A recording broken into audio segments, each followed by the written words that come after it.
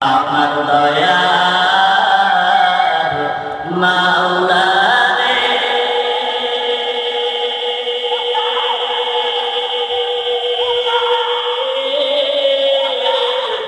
আমার মায়ার মাবুদ রে, কোথায় গেলে পাইব তোমার ঠিকানা,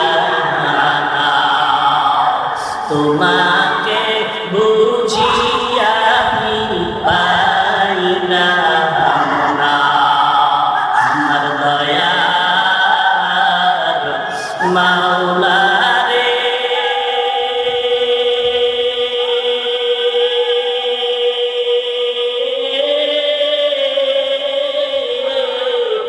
আমার মায়ার মাবুদ রে,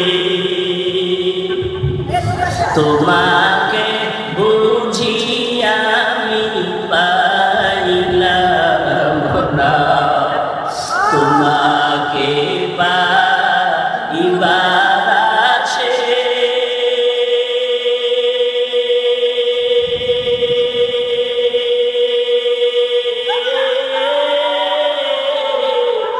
ঘুরি আমি দেশ বিদেশে,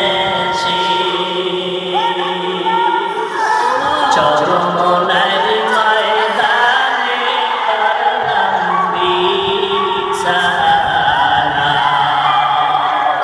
ইজতেমার ময়দানে করলাম বিছানা, জানির ময়দানে করলাম বিছানা। তুই যদি আল্লাহর পাগল হয়ে থাকো, আল্লাহর মুহাব্বত আর মুলাকাতের জন্য তুই কাঁদো। ওই সন্তান কাঁদতেছিল, বাবা নাই, আমার বাবা নাই, আমার মুহাব্বতের বাবার সাথে আমার দেখা করা দরকার। একজনে কয় বাবার গায়ের জামাটা তুই মুখে লাগায় চুমা খা। আল্লাহর ওলিরা ডাক দিয়ে কয়, যদি আমার মাওলার সাথে দেখা করতে চাও, আমার জমিনের মধ্যে আল্লাহর একটা নিদর্শন আছে, কালামুল্লাহ। আল্লাহর কোরআনটা খুলিয়া তাকাইয়া দেখ, আল্লাহর কোরআনের অক্ষরে অক্ষরে আমার মাওলার কুদরতের আওয়াজ।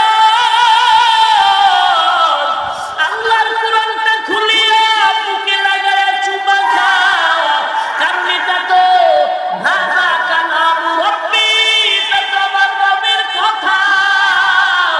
আল্লাহর সাথে যদি কথা বলতে চাও, কোরআন পড়ো, কোরআন পড়ো। আল্লাহর কোরআনের সাথে কথা বলবা তো আল্লাহর সাথে কথা বলা হয়ে যাবে। কারণ আল্লাহ যারা কোরআন তেলাওয়াত করবা, তুমি যখন কোরআন পড়বা, আমার মাওলার কুদরতি অন্তর দিয়া তোমার পাশে আল্লাহর কোরআন থাকে। এ নবীর উম্মতের দল, যদি আল্লাহর সাথে মোলাকাত করতে চাও, ওই গেট বাড়ি দেওয়া লাগে। এমপি সাহেবের সাথে মোলাকাতের জন্য কিছু গেট বাড়ি দিয়ে যেতে হয়, প্রধানমন্ত্রীর কাছে যাওয়ার জন্য কিছু গেট বাড়ি দিয়ে যেতে হয়। আল্লাহর সাথে যদি মোলাকাত করতে চাও, কয়েকটা গেট বাড়ি দিয়ে তোমার সামনে আগাতে হবে। এক নম্বরে কোরআনের তেলাওয়াতের গেট বাড়ি দাও, আল্লাহর নামের জিকিরের গেট বাড়ি দাও।